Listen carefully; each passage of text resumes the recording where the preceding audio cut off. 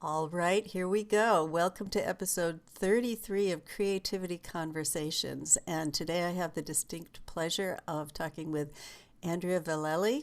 Hi, Andy. Great to have you here. Thank you for having me, Nina. Thank you. So, on these creativity conversations, if you haven't tuned in before, we get the pleasure of having a conversation with someone who really understands the nature of creativity, knows how to embody it, and gets to share that with other people. So, we compare notes about how that works and what gets in the way.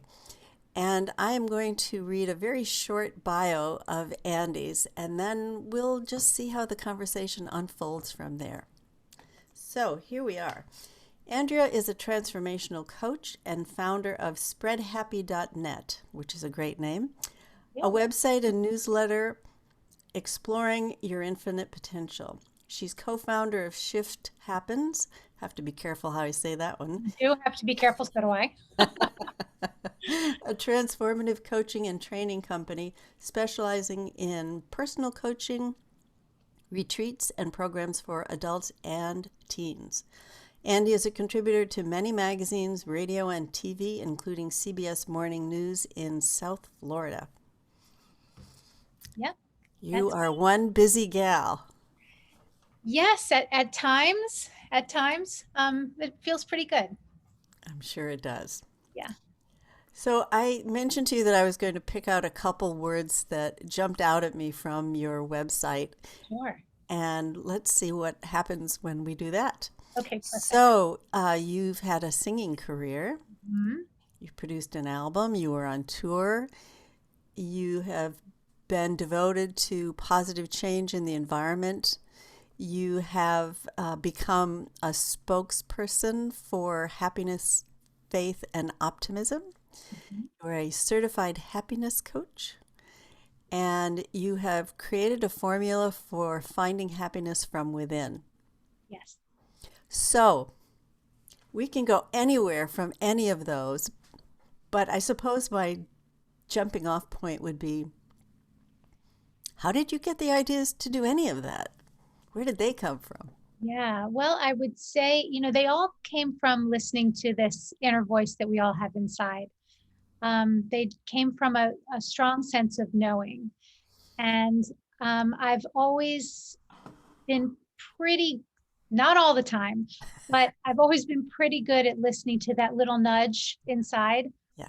Um, I didn't know that it was so as reliable as I know it is. Like now I know it's 100% reliable. I didn't always know that.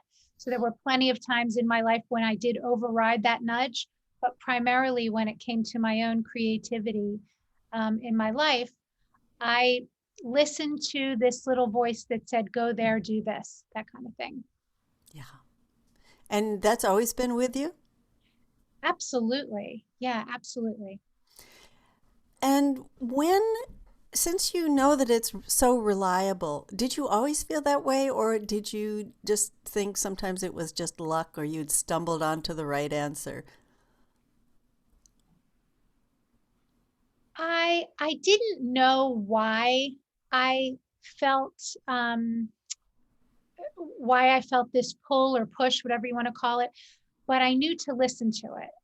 I didn't know what it was about. I didn't know it was a 100% reliable source, but I also knew that I could trust it. Like I said, I didn't always, but I did know that I could trust it. I knew that, it was like this something inside of me said, go there and do this. Mm-hmm.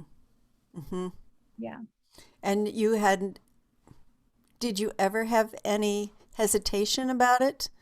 Did you ever think, oh, well, that's a nice idea, but I really should do something else because you were preoccupied with some other way of seeing things? I would say only in relationships. That was that was where I didn't always listen to the nudge.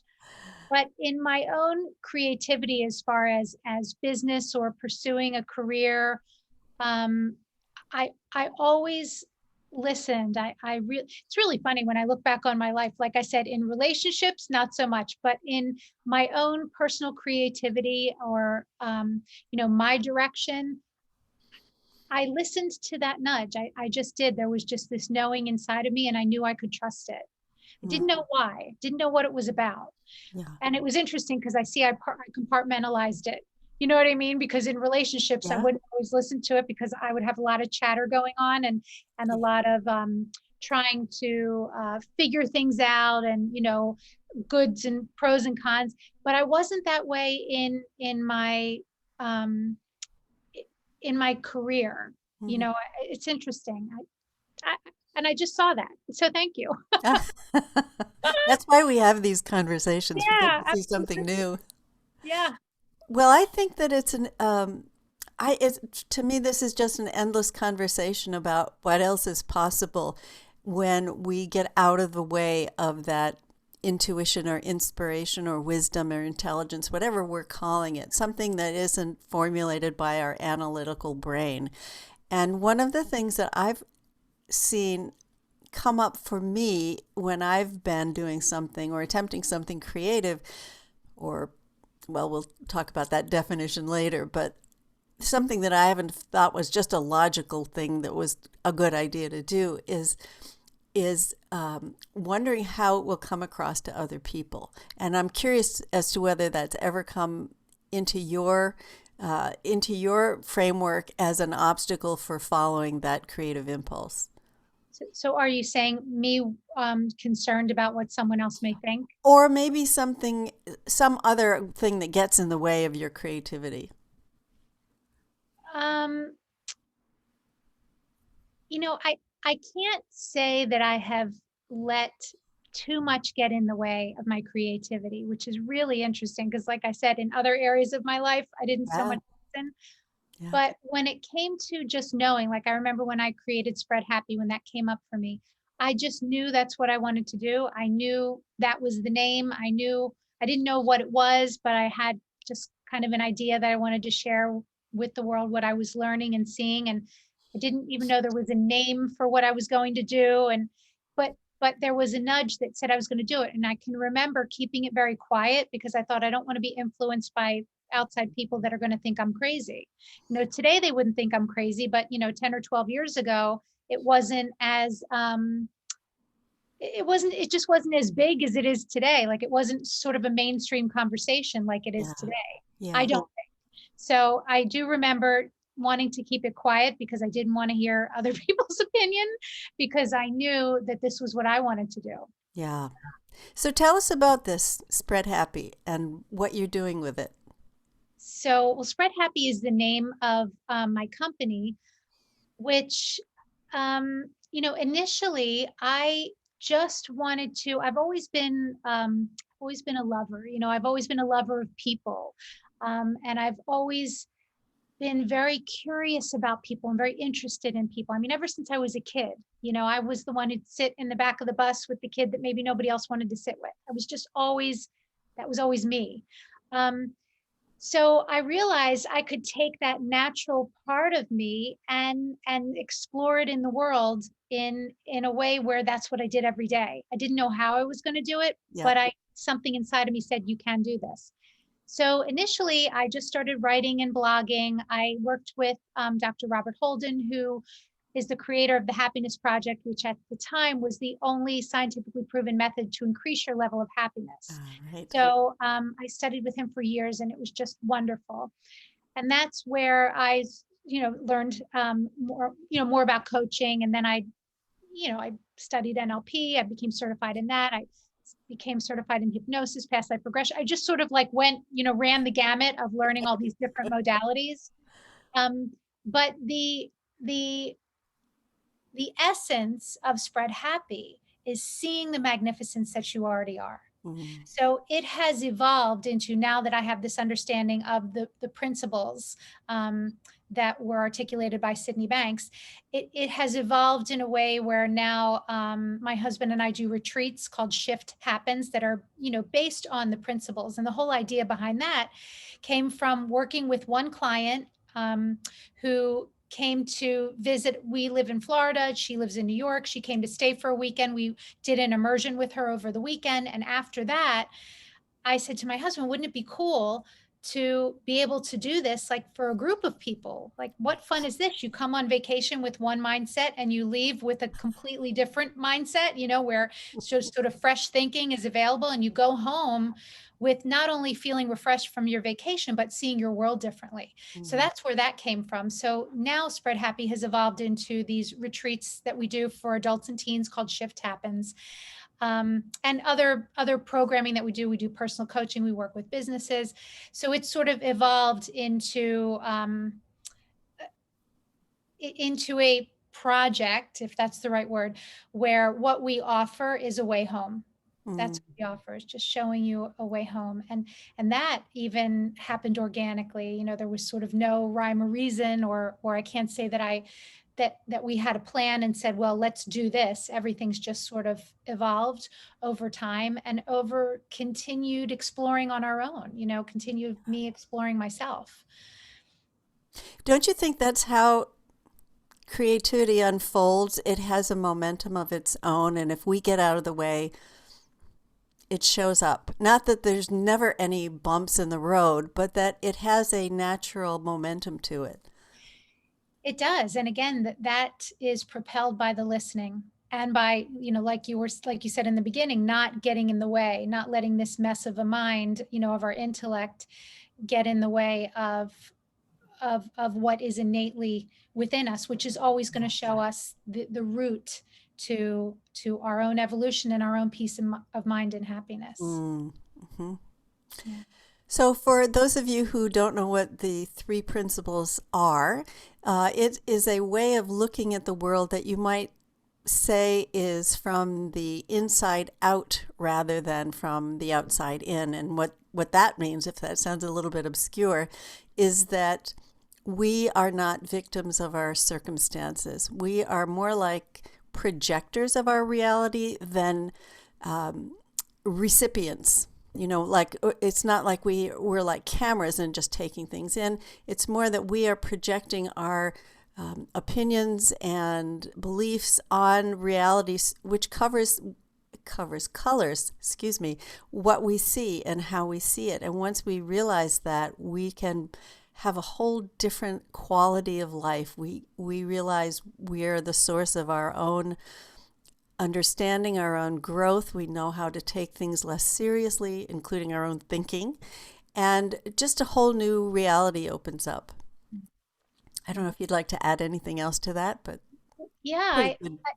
it's a description of how we work, and I just found that Yeah. so important to know. People say to me, "Well, who is this work good for?" And I say, "Well, if you're breathing, it's good to know." You know, it's kind of Right. important to know how you work if we're breathing, because I liken it to, and this is just my newest metaphor that keeps coming up for me because I just bought a new car. It's like you buy a new car, and the guy says, the salesperson says to you, listen, spend some time with me because there's a lot of bells and whistles on this car that you're not going to be familiar with if you just leave here. And then you say, well, I don't have time right now. And listen, I know where the gas is. I know where the brake is. I got the steering wheel. I'm okay. And then you drive the car for years and years and years with, a map from the 1970s trying to figure out where you're going. You don't realize, oh, wait, the car has GPS. Like, the car has all these features I did not know were available. Yeah. That's what I liken it to. If we don't know what's available within us, we will be suffering at the mercy of our thinking, Yeah. and suffering it, and believing that our feelings are telling us about the world, when our feelings are just telling us sort of how connected we are to our creativity, or sort of how blind we are in the moment to our creativity. That's what it looks like for me. And that Yeah. has taken so much off of my shoulders. And I have to tell you this, Nina, because it just made me laugh when you said this. You said we are not victims of circumstance. And one of the songs that I sang back in the day when I was a singer was, I'm just a victim of circumstance. So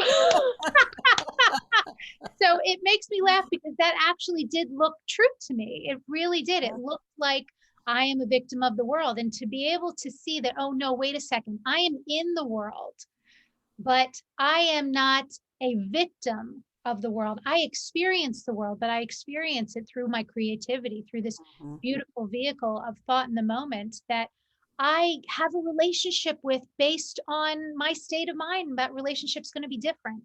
Yeah. That takes so much pressure off of me as a human being to have the world be different in order for me to be okay. Yeah. And isn't it true that all of the spiritual traditions are pointing to the same thing, that what gets in our way of really living life fully and appreciating what we have and the generosity of life is our thinking, our overactive minds, our, the Buddhists call it the monkey mind. Mm. And how, since we're talking about creativity, how much that can get in our way when we're making something, whether it's writing a business report or creating a blog or making dinner or you name it, anything we put our hands to. If we are so caught up in what we're thinking about what we're doing, it's like trying to drive a car and saying to yourself, okay, remember now, shift into and slow down here. There's a stop. It's you can't do it. Exhausting. Yeah. Yeah. Yeah. Yeah. It's so funny because Nina, I just thought about that yesterday, um, about how when I drive, I don't think to myself, wait, where are the blinkers? Where are the windshield wipers? Where's the radio dial? I just kind of know where it is. So imagine if I had to put all that thought and effort into getting into a car. I mean, that's a walking accident. And that's a metaphor for life. It's like we will be a walking accident if we are so caught up in this busyness, you know? And And we I want often that are. in my life, huh? And we often are Yeah, yeah, until we realize what's going on. yeah. Yeah. Still, even though, I look in this direction every day, I have plenty of moments of chaos in this noggin here. And I'll catch myself much quicker than I used to. That's the Yeah. difference. Yeah. Now, tell me about your programs that you have going with teens, because that sounds really interesting and Yeah, very, very needed. it's so needed. Oh my goodness. Well, I wrote a curriculum for teens maybe about 8 or 9 years ago, which I did run in a couple schools down in Florida. And it was interesting because they ran beautifully, but it was always an issue of, there was a funding issue. There's so much red tape in the Mhm. schools, and Yeah. this was in private schools. I mean, public schools, it's not easy to penetrate there. It's not impossible. But what I found was at the time I was spinning my wheels. So I stopped spinning my wheels because the door was not opening. And as you and I are talking about, when we listen to our wisdom, which will tell us maybe that door is not the one to keep pushing on at the moment, that was what had happened.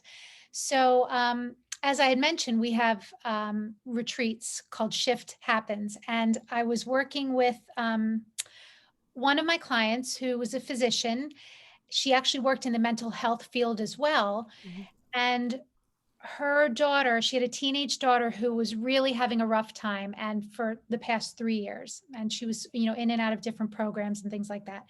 And my client said to Mhm. me, you know, had you ever thought about doing your weekends for teens, the weekends that you do for adults?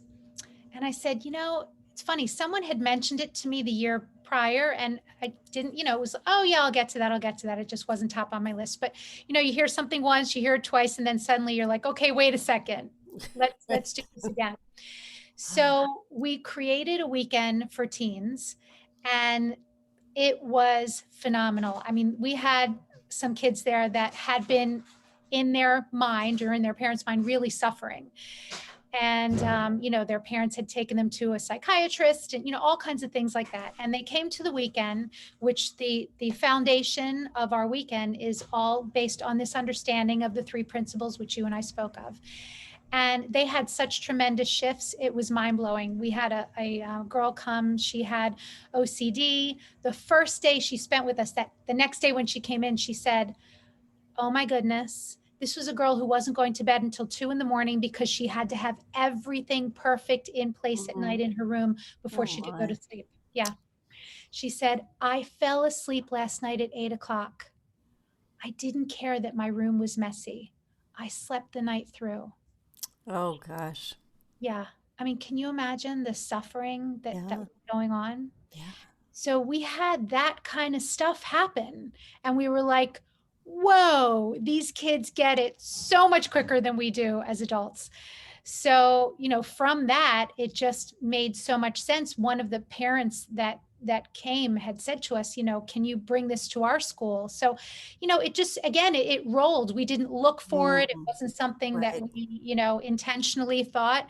And I had written a curriculum before, so it was something that we just sort of already had in place. We just tickled it with the principals, and that's how it started. It was literally, we didn't have to knock on any doors. They just sort of opened for us.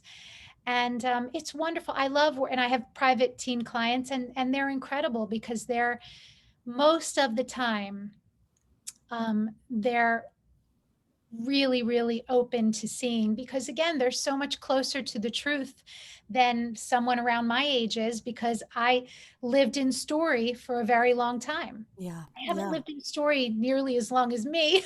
So it's really fun and amazing to Yeah, I work. can imagine. Yeah, yeah. So here's a question for you. Sure. I wonder how it was that these kids were willing to come to a retreat like this because, you know, you've either got kids who don't want to be labeled, don't want to acknowledge that they have a problem, and then kids that are know they're really struggling, but if Yeah. their parents are recommending it, they don't want to do it. That's a great So, question. so Yeah. talk about getting in the way of an impulse that feels like a good thing to do. What do you think it is about those kids that were able to come and spend this time with you to override whatever it was in their head that said, no, I shouldn't go. This is be stupid. It won't do any good. I've heard it all before. I think that the biggest distinction is that our weekends are not about what's wrong with you. Our programs are not about what's wrong with you. Our Yeah. programs are about what is right with you. What's right with you? Let's look in that direction, and let's let that be the focus. Yeah. So I think that really made the difference. And, we also have cookies and candy and waiting for them to come back. And we really made it fun for them. I mean, we give them like toys, but when I say toys, like things that make sense, like we give out little snow globes. And as a snow globe is a representation of a very busy mind. And when you turn it over, it settles on its own. There you go. There you go. We have, little chattering teeth that we give them, and just lots of little fun, Play-Doh. Just we made it as fun as possible. And I have to say, it was really funny. My husband was the one. He's like, look, kids are coming here. You better get some toys and you better get some really good snacks. So initially, that's how we kept them. But no, I mean, in all seriousness, it's not, we made it very, very clear to the parents, to the kids, because that did come up with parents, like, how am I going to get my kid there? That we are focusing on the gift that's within every single one of us, and the essence of bringing that to life. So it's not about, I have anxiety, I have depression, I have OCD. It's like, no, no, no. It's all about, I am a gift to the world. That's what I am. Mhm. And how do I exaggerate that? How do I get to experience more of that? Because guess what? When we are feeling that natural gift that we have within us, Yeah. we're just going to show up differently in the world, and we're going to enjoy the world more, because you and I both know, when we're feeling that, we, to quote Richard Carlson, we don't sweat the small stuff. Right, right. And by the way, I think that even when you're working with adults, toys and snacks are really helpful. Toys and snacks are on all of our retreats. Everyone gets a goodie bag. Trust me. Yeah. Uh, that's happening. Yeah. And when it's an adult thing, there's flowers and candles in the room and nice music and yummy food. And, listen, it's all about having a good time. Yeah. And those things they're things. Are they necessary? No, but they're fun. They're Yeah. fun. Yeah. What do you think? I'm going to shift gears a little bit, but it's all connected. What do you think is the relationship between love and creativity?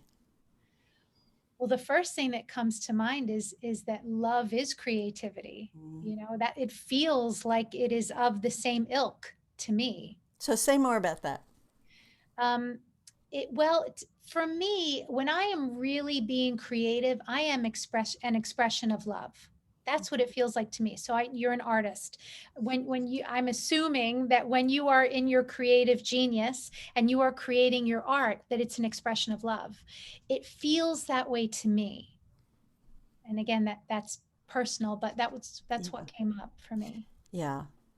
I tend to agree with you on that definition. And although it may not always feel loving and easy and sweet and full, that once you're in, for me anyway, once I'm in that flow and Mhm. just allowing whatever wants to come through to do that Yeah. very thing, then yes, it's easy. There's a sweetness to it. It's only when I start looking at it and judging it or having an expectation of how it should look when it's done. You know, there's a whole litany of things that I've discovered that get in the way of being in that flow. Just saying, okay, it's not up to me. There's something that wants to be expressed here. That there's something very benevolent about it. It's very, I said generosity earlier. I think there is something about the creative process that is more than generous. It's just overflowing. There's no end to it. It has no shut off valve Yeah. unless we turn it off. Sure. Yeah. I feel that so deeply. Like what was coming up for me is I know, now that COVID has happened, we've created a lot of programs online because, we kind of had to. Right. But they are in progress. They're not finished products. They're shifting and changing and morphing all the time. And the difference is I'm open to that. Maybe before in my life I would have felt a frustration, you know but now it's like I'm open to whatever shift happens. I'm okay with it. And it feels very flowing to me. And I can't Mhm. say that I might have been in more of a state of judgment before in my life where there would have been more pressure on it for the finished product, and more pushing with Yeah. getting it out there, and Yep. now it's just kind of this. I'll know the next step. I'll know what to do. If it's meant to be in the world, it will be in the world, Yeah. Yeah. with, So, of course, me taking action, but taking action from that space rather than the space of this has to yeah, get out there. of course. So, what other words would you use as synonyms for creativity? Hmm. Since it shows up for different people in different Yeah, contexts. yeah, it's a great question. Flow, I would say flow. Hmm. Generosity is coming up. Um, Kindness. Yeah, it just it feels like love. It feels like an expression of love, Mm, an yeah. expression of love. Yeah. One of the original reasons that I even created this series, and I think I mentioned this to you, was because there's so much talk now about the need for creativity and ingenuity and innovation and new ways to problem solve. But as soon as you get to an individual and say, "Are you creative?" they say, "Oh no, I can't paint." I don't sing, and they back off from it. But there are so many different expressions of creativity that I think it's really important to acknowledge them because, yes, it is an example of love and how what we're made of is that generosity, that giving, that abundance, and it shows up differently for in a different world, in a business context. If you're on the board of an organization, if you are a parent, if you are a chef, if you are a musician, that all of those aspects, even what you have for breakfast in the morning or what you wear in the morning or how many times you change your clothes because you're following an impulse to do something differently, is that when, as you were saying, when you talk about who we already are and what our innate capacities are, that is really important to emphasize, A, that we've got it, and B, that it shows up differently. So I may spend my time painting, but what about when I'm writing? Is it the same process? Is it different? Are the same things that get in the way, which I think they do, no Mm. matter what we put our hands and heart to, the things that get in the way are always the same. It's just sounds a little bit different and it's tweaked to a different context. Yeah. Yeah, I love what you're saying, Nina. It's bringing up so much for me because to just hear the word creativity, one would think, I mean, what comes up for me is just like you said, painting, Yeah. or, it feels like it's something tactile, right? Right. Right. And it's That not. involve a brush and paint. Right. Yeah, yeah, or decorating or something like that. And it's an expression of who we are. That's what creativity is. It's just an expression of who we are. And it's going to show up differently for everyone. Like I would never think to myself, "Oh, this program came from creativity." Well, of course it did. But it looks like at face value if we're just looking at something logically like, "Oh, I wrote a program." You know, instead of, wow, this came from creativity. Like I look at Yeah. our weekends and they've evolved, they've changed. We've been doing them for about 4 years now, and they have completely shifted. We've done 2 days, 3 days, 4 days. They've had different formats, and it just keeps evolving and changing. And that's why people say, well, would it make sense to come again? And we always say yes, because it's going to be different. It's going to show up Yeah. the way that the energy of the situation is flowing in that moment. That's how it's going to show up. So it's that's creativity. It's allowing this energy, this natural flow to express itself through us, and knowing that that is more than enough. That is everything that we could ask for, is to let this creative genius that comes, from the universe or from God, whatever you want to call it, let that be our guide. Let that take over. Yeah. That's the juicy stuff. And I think unless we have this conversation, we don't know that. We think creativity is, like I said, something more tactile. Yeah. Yeah. And I wish everybody knew this Me because too. we'd be happier. We wouldn't be so weighed down. We would be able to realize that at a certain point I think words just lose their meaning because they're all pointing back to something that we have and that the world is made out of this infinite creative potential, this in the moment responsiveness. Trees respond to the wind, trees respond to other trees, trees respond to their whole root system and that process of communication that they have. And everything that's just a minor example, but there are so many things in the world that are showing us we've got this too. We have this kind of responsiveness. We have this kind of flexibility and this ability to shift gears and pivot, the popular word these days, to do what needs to be done. And it's just, to me, I just think if we all understood that, we wouldn't take ourselves so seriously, and B, we'd be able to connect with each other on a much deeper level, not a judgmental comparison. How are they doing compared to how am I doing, but much more collaborative and co-creative. And I think I heard a term recently, co-elevating. Oh, I love that. Yeah. All of those words, it's funny, it just reminded me. I was talking to a client yesterday, and she's single at the moment, and she was talking about meeting someone new, and she we had gotten to a conversation about it. But everything that you said, that's relationship.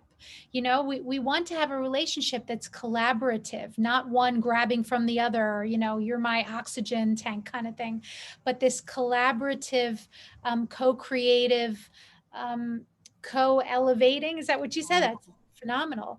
Yeah. That's what we want in relationship. And exactly what you were saying, if everyone knew this, we wouldn't be fighting to be right. We wouldn't be fighting to have our opinion be the right opinion. And we would be okay with allowing others to express themselves in any form they feel is their natural expression. We would be okay with diversity. It's like all these things that just make the world even more and more delicious.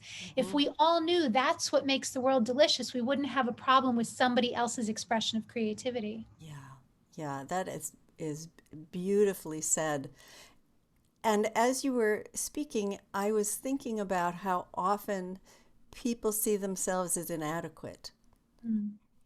I could never do that, or no, I don't have any aptitude for that. But how do you know before you even try it? And there are so many stories of scientists and educators and people who are coming up with new ideas who had to go through a process of this doesn't work, this doesn't work, this doesn't work. But they have the thing in them that will lead them to what does work Yeah. or to the source that they can take their next step from. And we forget that so much. We have Yeah. such a culture of inadequacy and the Yeah. need for personal development and self improvement. But what Yeah. if we didn't? What if we didn't need that? What if we already had it within us? We just didn't know. Nina, I cannot tell you how many times I say to myself, I can't run a business. I don't know what I'm doing. Right? Yeah. And it's like, well, I better get to know what I'm doing because I'm doing it. I don't think I'm doing it so well, but I'm doing it. But again, that's me judging myself. But to bring it back to what you were saying was that I had all these stories. I can't tell you how many times I thought, oh gosh, it would just be easier to go work for someone. And there was just something saying, nope, you can do this, you can do this, you can do this. And I had all these silly stories in my head about, you know, silly things like QuickBooks and, Yeah. figuring out Right. even with, with this program, with the different platforms that you actually build your programs on. Oh my God, I can't tell you how many times I thought, oh, I have to hire somebody. And then one day I'm like, you know what? I'm going to figure this out. I'm going to do this myself. And I did. It was not something that I was like, yay, can't wait to do this. But once I got into it, I realized, oh, wait a second, this is built for dummies. I can do this. And if I need help, there's a hotline I can call for help. So, to bring it back to your point, we do get in our heads about what we can and can't do. Yeah. And so much is possible when we question that, when we just get curious about, is that really true? Most of the time it's just not true, and the beauty of it is that there's help if we need it. And if something doesn't feel fun to do, like I don't do my own taxes, I hire somebody to do my taxes because that doesn't feel fun to do and I don't have the mind for it. But the things that were, I can remember those doubtful moments and thinking like, oh, it would just be easier to go and work for somebody. I've had plenty of those moments. um, and that's just a story. That's just a story. I can run a business and I do run a business, and things seem to work themselves out beautifully. And it's not always easy, and I'm very lucky I have a partner that I can rely on and bounce things off of.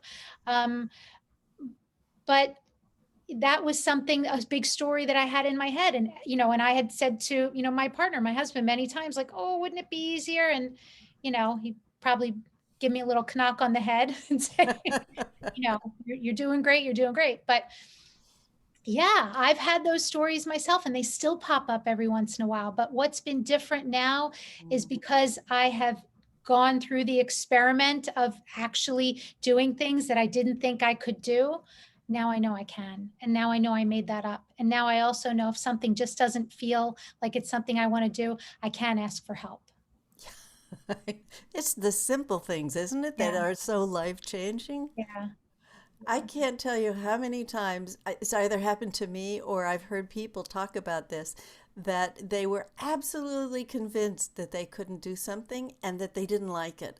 So here, an example for me fairly recently was I am not a technophobe, but it doesn't come naturally.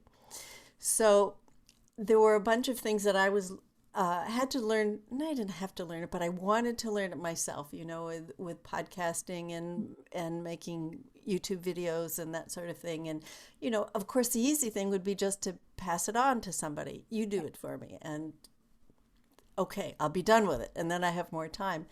But there was something in me that said, I bet you could figure this out yourself. And of course, I did have to have help. But once I had somebody showing me, and actually they were showing me a process, but what was even the more interesting part of the process was I realized I could do it. Mhm. you know and I didn't know that. It was like higher math. I didn't think I could do it. But with this situation, I not only realized by doing it that I could do it, but I actually liked doing it. And that threw me for a loop because I had convinced myself that I didn't like it Mhm. when it was really that I didn't know what I was doing, and I didn't like not knowing what I was doing. But once I found out, oh my gosh, it was like, oh, I do. I can't really say it's an aptitude, but I can. It's some kind of facility. And I think that's true cooking, Mhm.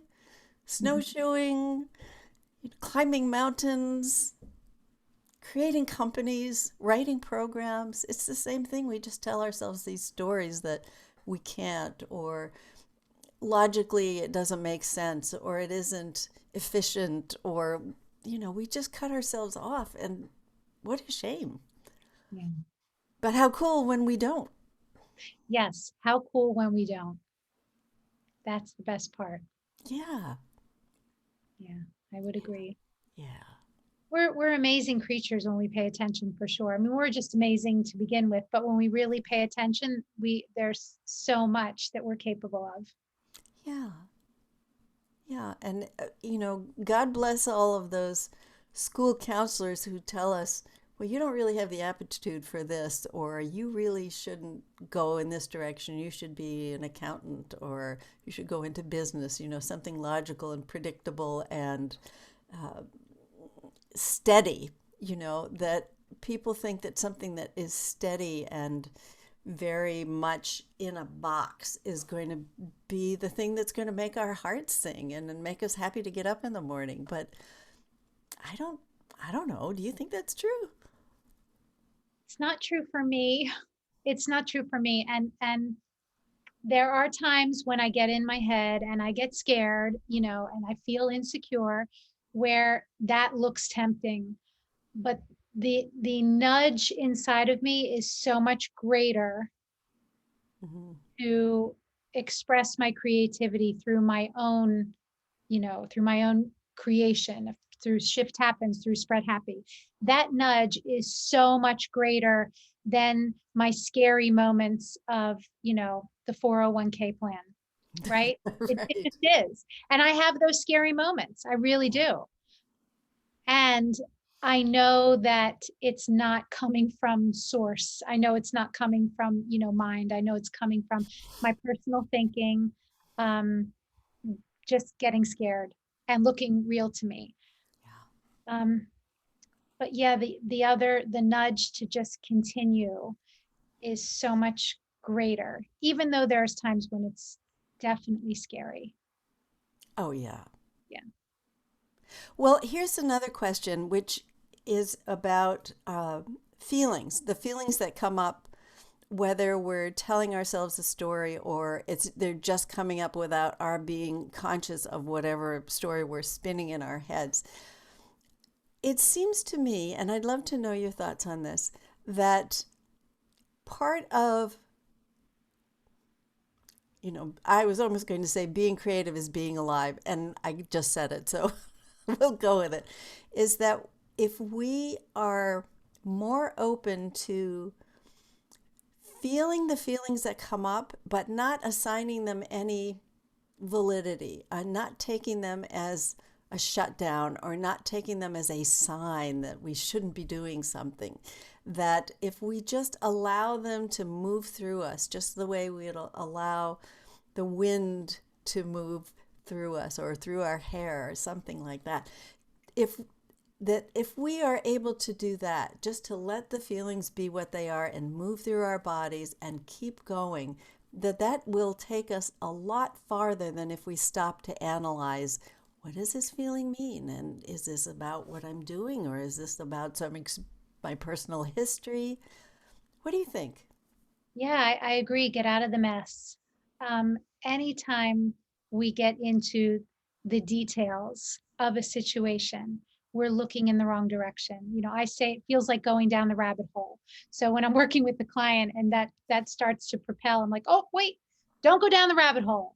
Stay away from the rabbit hole. Let's go above the maze. That's what works for me, is stay above the maze, stay above the maze, because the details will naturally get sorted as we stay above the maze, as we listen to our creativity.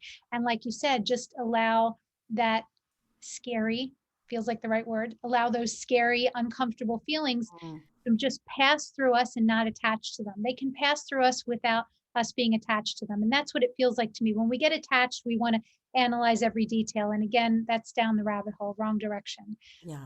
We can just, it's my, still to this day, I have those moments. I wake up in the morning and my head starts moving really quickly. The thoughts in my head start moving really quickly. And the difference is, even though I feel them, I know they're there because we feel our thinking. So I feel if they're yucky, busy thoughts.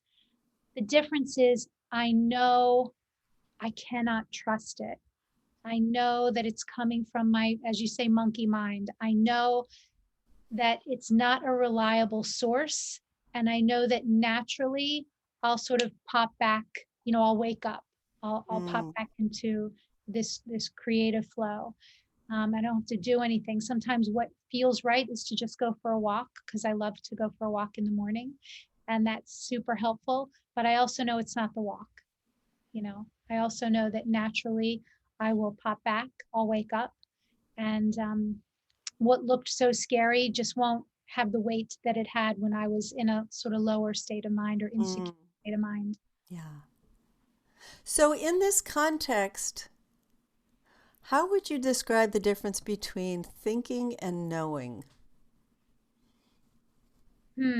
Well, thinking feels like a lot of busy work to me. I Uh-huh. don't enjoy it. Uh-huh. Knowing feels very flowing and easy, and yeah, it Does just, it come from the same place, do you think? I don't feel as though it does. Like for instance, I get annoyed when I have to think too much. So for instance, I might have to think about my taxes, right? Yeah. I don't enjoy that. I know I have to do it. Like, I know I have got to, there's certain things that need to be put in place and I need to have ready for my accountant. Mhm. That takes thinking. That's not fun for me. Um, Knowing is just a movement. It's like this, even if the knowing involves me having to do something that I don't enjoy, it's coming from a different place. It's just coming from a different place. And even though, like I said, so for me, it would be building a program, not super fun for me. Like I'm like you, I'm not a technophobe, but it's not one of my favorite things to do. But once I get into it, I actually enjoy it. Like I remember the first online program that I built. Once I got into it, I was actually having fun with it because it was coming through me. It was coming from love. It was something that we created, that, Lee and I, my husband and I, created together. So the technical stuff that I don't enjoy doing, I did it anyway, even though I don't enjoy it. But once I got into it, it really felt like it was coming from love because, it wasn't taxes. it was, shift happens. It was our gift, our creativity Yeah. being brought to life on a cyber platform. So there was a difference, Yeah. I think so too. I think that there is for me, the concept of knowing comes from more of a gut sense, more of an inner yes. And there's not too much drama with it. And the thinking part is usually the obstacles. Well, it can't be done because of this, or I'll have to do this. And I'm already imagining some future. And I'm not in any way bashing thinking that comes in service of that inspiration or that creativity. And it could be creating a spreadsheet, it could be something that's very analytical or sequential. But if it has some life to it, it's coming from a place of what else is possible? What else can I see in here? What happens if I manipulate this? And for people who are in a business context, when they're doing strategic planning or business planning of some kind, there has to be some kind of putting the pieces together. But when it's, I think anyway, when it's informed by something that is alive, that is moving through us. I'm going to do these things in order to get this creation into the world, that it has a whole different feeling quality to it. Yes, I would agree. It has a completely different feel to it. It feels fun. It feels there's an excitement underneath it. Mm.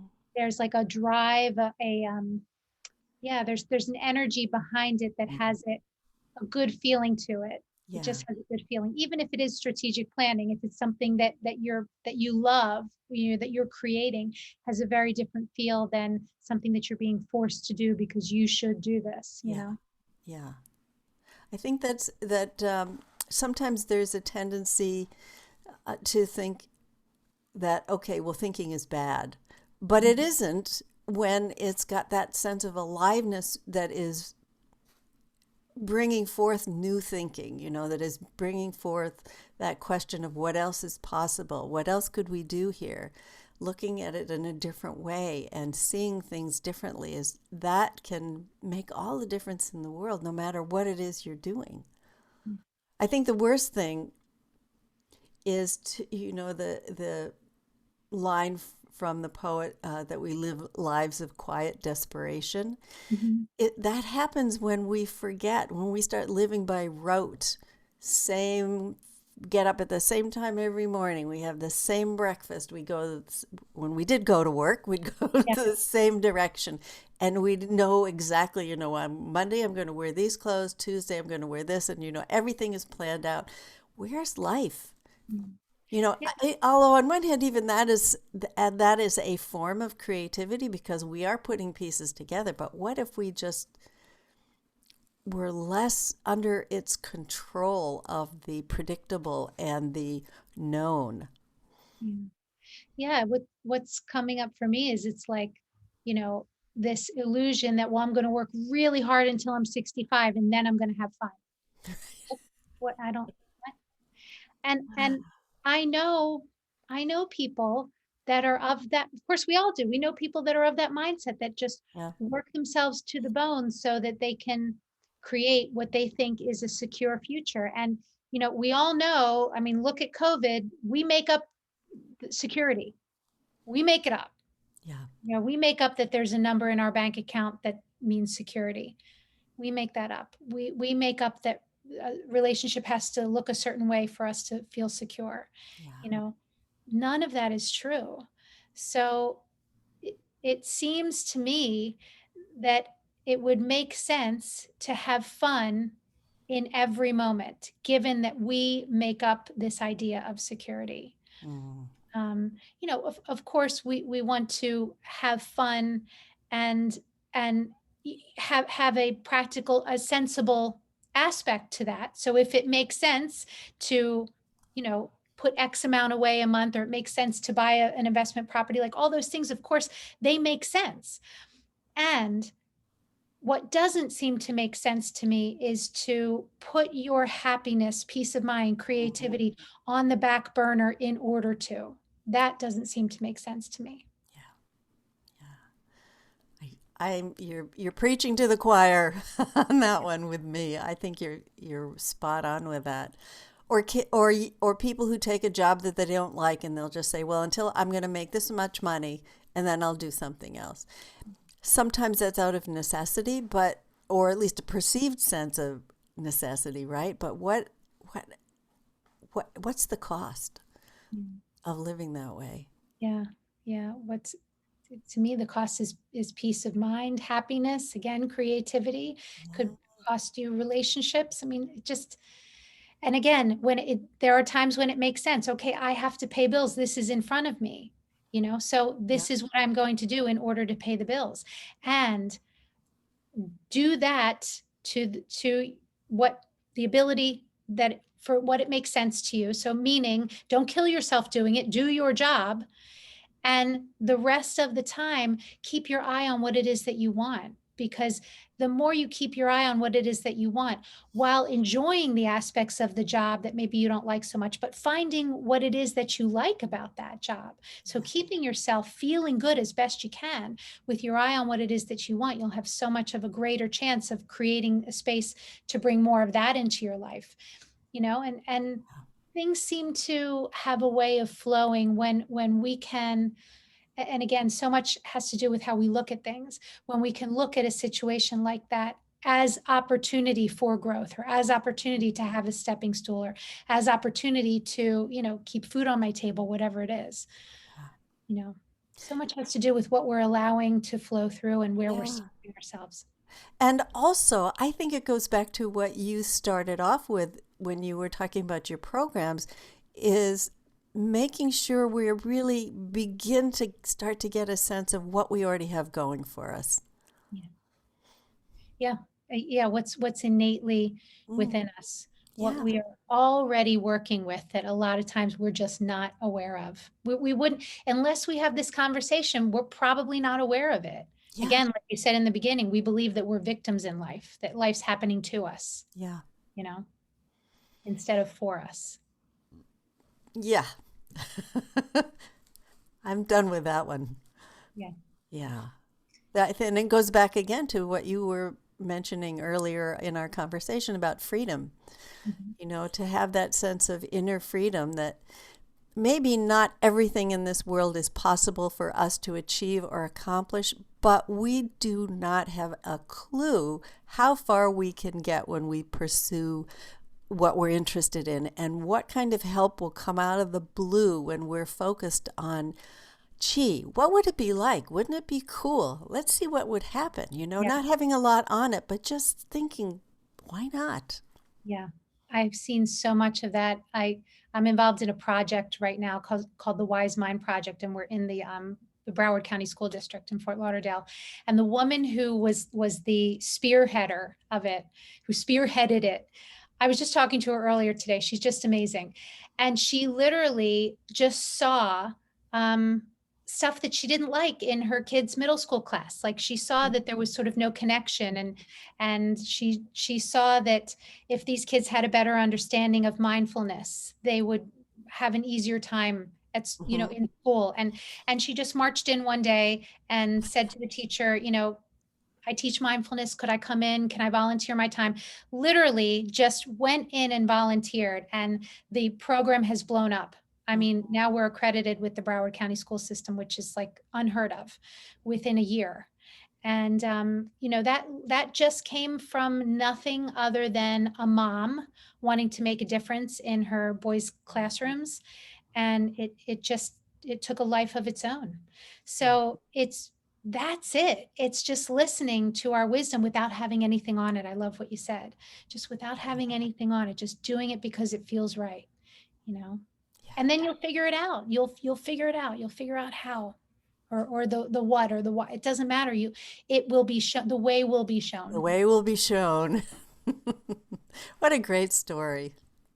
Oh my God, just amazing. Just amazing. Yeah. Wonderful. We just don't know what's possible until we start to take that first step, and then the next step, and then the next step. Yeah. That's it. That's it. It's always here for us. It's just a matter of Yeah, listening and paying yeah, attention. Yeah. absolutely. And I hope everyone who's listening to that, um, this understanding, begins to just question their own lives a little bit. Maybe me too. What would that be like? Yeah. Just listen to the nudge. Listen to the nudge. Right. That nudge has got a lot of information in it. Sure does. Yeah. Well, I think we are coming to the end of our time on this call together, and it really has been such a sweet pleasure to have you on the call. Can you tell us what you're up to now, and that's maybe we didn't include earlier, and where people can find you? Well, you can find us at our website, which spreadhappy.net. You can also go to shifthappensconsulting.com, whichever one you can remember. And we have lots of fun things. I'm involved with a colleague of mine, Del Lady Jones. We do a women's well-being mastermind. This is our third run of it. It was something that we started during COVID. It was just one of those. I'd always wanted to do a women's group. I had done women's groups in person before, and when COVID happened, we said, well, let's bring this online. So that's a really fun program which we run. This is our third time, so it looks like it's going to run at least 3 times a year. And we have our Shift Happens programs for adults. Our next retreat is in Naples, Florida. Fingers crossed in May that it will be in person. And we have online programming for teens and also for adults. And we are just out and about in the world, mostly in cyberspace at the moment. But we do personal coaching and business coaching and whatever seems to show up in the moment that feels good. So, Oh, that's great. yeah, That's great. Well, I wish you thank you. continued success and happiness since that's your theme. Thank you. Well, thank you for Thank you. this podcast. I love the theme of the podcast is just it feels so open. Oh, well. Feels so open and flowing and beautiful. So thank you for bringing this to the world. Well, thank you. Thank you. It is such a joy. And there's always something we discover new in the process. Yes. Yes, I would agree. I would Thank agree. you. Fun. Thank Thank you. you. And thank you. Thank you so much. And thank you, everyone, for listening. And stay tuned for our next episode. Bye for now.